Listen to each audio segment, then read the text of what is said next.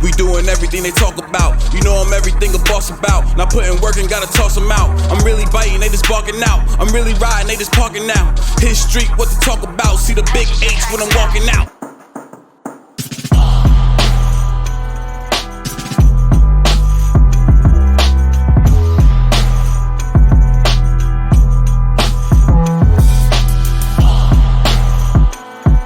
Here we go. What's going on, everyone? Welcome to this episode of Base Coverage presented to you by our partners at Knoah Teamwear, and I'm your host, Jamal Clay, per usual. Today we're going a little bit of an acapella, open mic, open dialogue type of situation, and there was only one person to bring in for the occasion. So I welcome Mr. Nate Morris to the show. What's going on, buddy? How you doing, man? What's up, Jamal? How's life treating you, man? It's good, man. Thanks for having me, and life's good.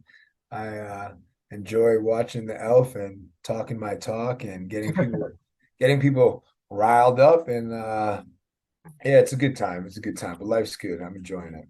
Most definitely, man. Well, we got a couple of topics we're gonna talk about, see how many we could get to.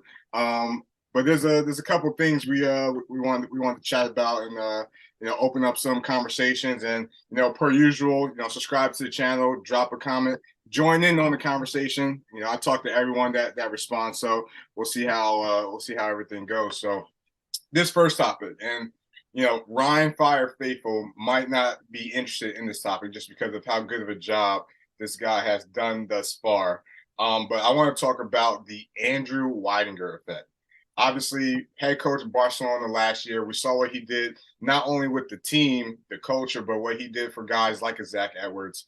Now offensive coordinator for the Ryan Fire. We're seeing what he's doing, for that offense. J.J. Clark's probably a front runner MVP at the moment.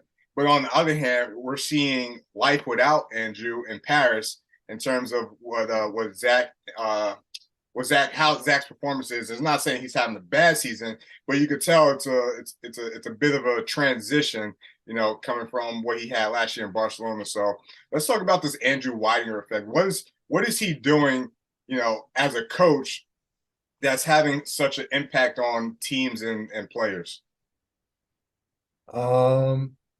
I think he's getting guys wide open. Staying on the field, shotgun snap. Steps up, has a man wide open. It was a short pass, but Mahungu able to make the catch. I look at the Ryan Fire offense, and I see players just popping wide open week in and week out. And I look back at when he was at Barcelona, and he really got Kyle Sweet wide open. I think he also makes the offense very simple. And you can, like, Ryan had some injuries with Anthony and Robitaille back-to-back weeks, and one didn't play, then the other didn't play, and the offense kept moving. They were able to plug and play different individuals into different spots to be wide open and to be successful. There were some guys for Ryan I've never seen score multiple times yesterday.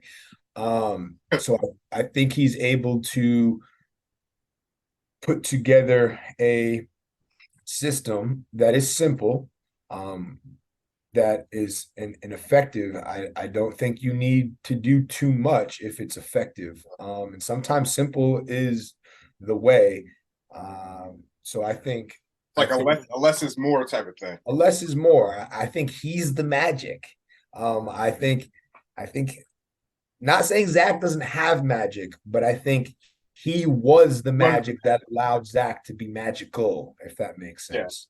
Yeah. And it's crazy because, even when you go to the Fire Galaxy game, and the Galaxy have, number one passing defense right now, but you go back to that game, Andrew Mahungu was wide open, like 20, 30 yards down the field, post routes, over routes. He is right now coaching circles around a lot of defensive coordinators. And he's putting, like you mentioned, he's putting the guys in a position to be successful. J.J. Clark is probably having his best year as a quarterback in Europe since he's played for great teams, Swabish Hall, Vienna Vikings, Hamburg Sea Devils, and he's having statistically one of the best years in his European career. My question is whatever he's doing, right? If he has the magic, why aren't other coaches doing the same? And I'm not talking about like from a philosophy standpoint, but like putting your players in the right position to make plays, drawing up concepts to beat certain schemes defensively. Like if he's making it look this easy, why aren't a lot of coaches doing the same? I think there's a few reasons. One, some coaches don't know how to do that. Some coaches football IQ is just not there. I also think they don't have the knowledge and experience to figure that out. I mean, even in my career, I'll talk about college for a second. We went through, I think, just about one OC every single season, and my offense in college was, I mean, Robitaille was on my offense in college. He went crazy. But there was always different OC because every OC has a different philosophy. Every OC has a different approach, and every OC has an ego. I think you have to find a balance of like what's simple and effective and works, and not trying to reinvent the wheel. Think you have to use the talent you have. If you have a offense that is going to be dominant in the run game, don't try to be a spread offense. Use what you got and then open the offense's passing game based off your run game and vice versa. If you don't have a run game, you're going to have to figure out ways that the pass is going to create running opportunities, and whether that's the bubble and the screen. Extensions of the run game. Yeah, and I think Coach Andrew, I'm not going to butcher his last name. I already did it. So the first time I talked to Zach, I already butchered his last name. His name is it Weidinger? Weidinger, I think. If he sees this and I pronounce it wrong. So I think why aren't coaches doing it? They don't have the knowledge.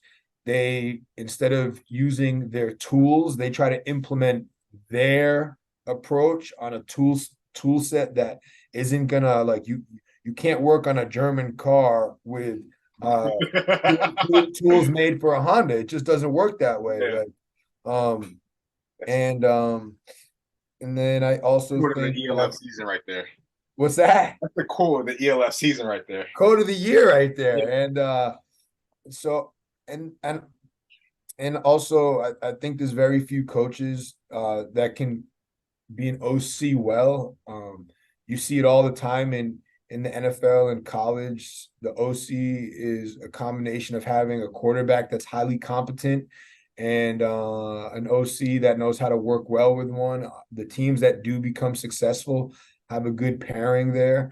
And yeah, so I think he's just one of the few that happens to be really good at that. I've heard he's really smart. I heard he works really hard. And I think you need to not only be high football IQ and intelligent, but I think you need to work really hard, because when you're trying to out scheme a defense, that defense is watching every single concept that you threw and figuring out. I think it's easier to stop an offensive concept on defense. I saw that play you ran. I saw what you're trying to do. Yeah. I see that formation and that motion coming across. It's highly likely that play is coming. On offense, though, a defense can disguise a look. Like you can't disguise a formation. A formation is a formation. Yeah. So it takes a lot of work to be an OC and a good one. So you have your work cut out for you week in and week out, and I think he's just doing a good job at that. Absolutely. And I know Coach Tio, he's a supporter. He watches the show. So whenever I don't feel like saying his last name, I just call him that. But, as I mentioned before, the Ryan Fire fans probably aren't going to be happy to see this one because we're promoting their offensive coordinator. But, if Coach Weidinger wanted or was going to be a coach in the ELF next season or in the future, one, he definitely can be. Two, yeah, there's going to be more teams added, but wouldn't it make sense for Madrid to just make the call, right? like the guy was in Barcelona last year. He has the connections with a lot of the Spanish national players that are in, that territory. Guys are going to want to play for him, especially seeing what he's done for Zach and Jadrian, and even like the receivers. Like, Robitaille was having a great year thus far within the first couple of weeks. Anthony, again, probably still running open down the field versus the Galaxy, and then Harlan Kofi is doing a good job too. Wouldn't it make sense for Madrid to just pick up the phone and see what the cost is going to cost to get the cost is going to cost, yeah, the cost is going to cost. So if I'm Coach Andrews in his shoes, I look at the whole situation. I think Ryan, okay, I'll put it this way. I know a player, I'm not going to say his name. I played with him when I was at New Yorker and Sheriff Hall were two of the top most professional run organizations. Sheriff Hall more homegrown and grassroots, I should say. And New Yorker was more professional in regards to like big sponsor, big money, things like that, right? I think that's no surprise to anybody. A friend of mine played for New Yorker, and guys are going to be able to figure this out. But now he plays for Ryan Fire. He's a very talented player. He's a European guy. And I said, look, what's the difference? And he said, the biggest difference, he literally said, quote, the biggest difference is the ELF salary cap on European players. He said, besides that, Ryan Fire is a fantastic organization, and there's a lot of great things here, great coaching, great professionalism. If that's the case, and he's saying that it is comparable or better than the New Yorker standard, to me, that speaks volumes. This is a polished European kid, and I take his opinion with he's not going to beat around the bush. And so would Coach Andrew want to leave a professional organization in a good situation if, let's say, money really isn't the issue here, right?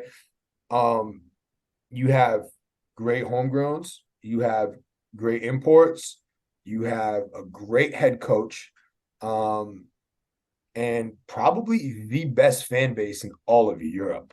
Yeah. You play in a great stadium. Do you want to leave that just to go start your own thing in Madrid? I don't know. That's something that he has to ask himself. Like, what is it? What is he doing this for? What is the value to him?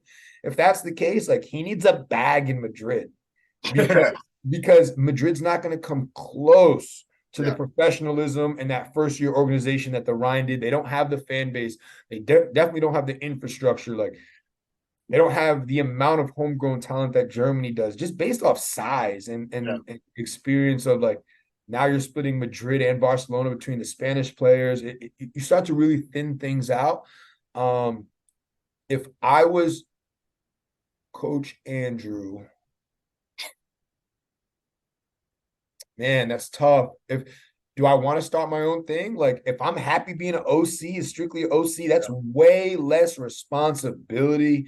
Does he have – now he has to outsource really his talent, it seems like, is being the OC.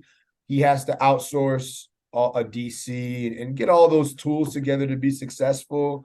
Do you want to win a championship? You're going to win it in Ryan. I don't think you're going to win it in Madrid year 1, 2, or 3.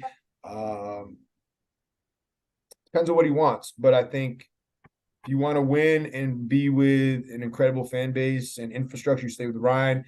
If you want to go explore and have an extremely difficult challenge, you go to Madrid. Saying money is not an option, or money is not really a big deal there. But yeah, and then of course he would need the bag. Yeah, the bag has to come on the Brinks truck all the way down to Madrid. So yeah, he's landing in Madrid with a Brinks truck coming out the back of the plane. Yeah, right. Followed by the Lamborghini as his car. So yeah, we'll see. But it's definitely an effect that he's had on teams and players, and why aren't coaches having the same impact? I don't know, but it's definitely something special about Coach Weidinger, and I know he'll watch it. So shout out to him. Hard work, they don't know about it. Hard work, they don't know about it. Hard work, they don't know about it.